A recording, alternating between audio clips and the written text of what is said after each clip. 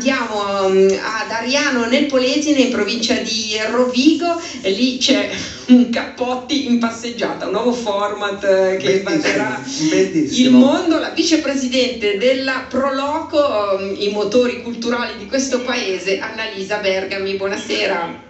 Buonasera dottori, buonasera. Sentite l'applauso dei nostri arianesi. Sentiamo dei cappotti, dei vecchi cappotti che sì. Annalisa, un dato numerico, chiedo scusa, quanti sono i cappotti che stanno passeggiando? Voi siete... ma saranno una sessantina sicuro, i super cappotti, che finale...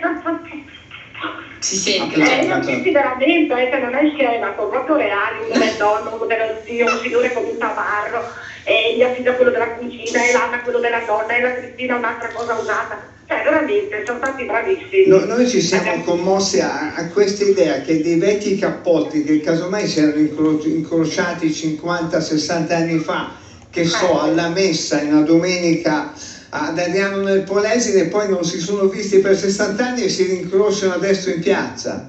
Bellissimo, sì, veramente la sensazione è questa, noi siamo emozionati, siamo contentissimi del vostro invito e ci avete dato anche un'altra idea, vi dirò.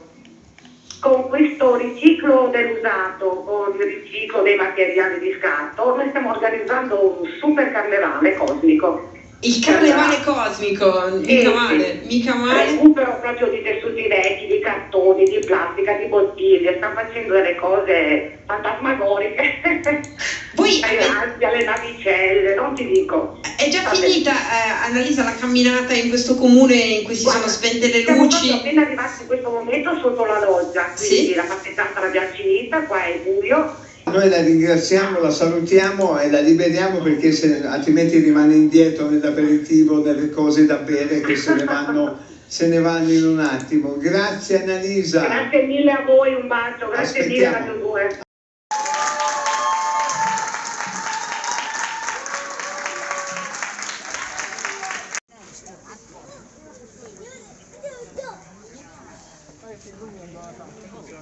E penso che ci sia bisogno di avere questi momenti e quindi la gente ha bisogno di potersi ritrovare, di camminare insieme, anche passando un messaggio di sostenibilità come quello di questa sera.